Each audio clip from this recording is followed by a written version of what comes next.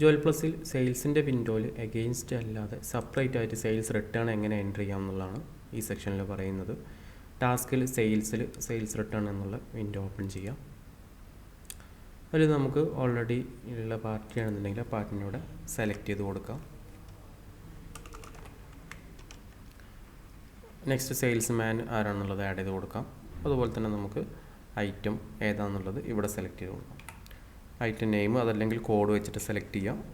അതുപോലെ എത്ര നമ്പേഴ്സ് ഉണ്ട്, എത്രയാണ് അതിൻ്റെ വെയിറ്റ് വരുന്നത്, അതുപോലെ stone wait, next stone amount, അതുപോലെ MC ആഡ് ചെയ്ത് കൊടുക്കാം. MC നമ്മൾ നേരത്തെ സെയിൽസിൽ പറഞ്ഞിരുന്നു 3 ടൈപ്പിൽ എമൗണ്ട് ആയിട്ട് അതല്ലെങ്കിൽ പെർ ഗ്രാമിന് അല്ലെങ്കിൽ പെർസെൻറ്റേജ് ആയിട്ട് ആഡ് ചെയ്ത് കൊടുക്കാം. പെർസെൻറ്റേജ് ആകുമ്പോൾ പെർസെൻറ്റേജിൻ്റെ വാല്യൂ അടിച്ചിട്ട് P എന്നുള്ള ബട്ടൺ പ്രസ് ചെയ്ത് കഴിഞ്ഞാൽ പെർസെൻറ്റേജ് എന്നുള്ളതിൻ്റെ ഷോർട്ടായിട്ട് P എന്നുള്ള ബട്ടൺ പ്രസ് ചെയ്ത് കഴിഞ്ഞാൽ ആ ഒരു പെർസെൻറ്റേജ് അവിടെ വരും.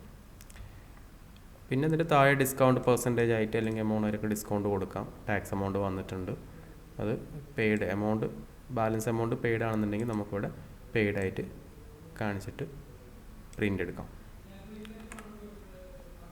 ഇത്രയാണ് നമ്മൾ സെയിൽസ് റിട്ടേണിൽ ചെയ്യാനുള്ളത്.